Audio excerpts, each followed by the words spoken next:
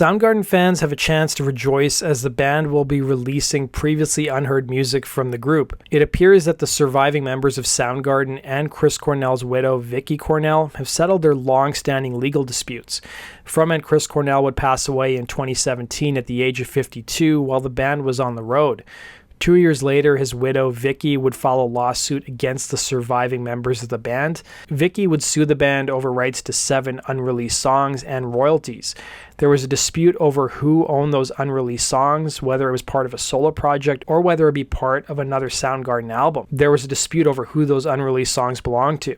The band long contended the songs belonged to Soundgarden and were supposed to be part of a new Soundgarden record, while Vicky argued that Chris had written the songs and were going to be part of his solo recordings. Her lawsuit also contended that the members of the band withheld hundreds of thousands of dollars from her in royalties, something they rejected.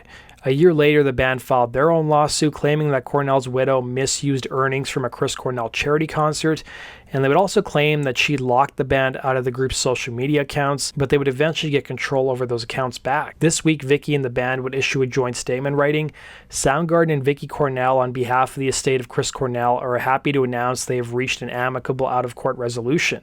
The reconciliation marks a new partnership between the two parties, which will allow Soundgarden fans around the world to hear the final songs that the band and Chris were working on.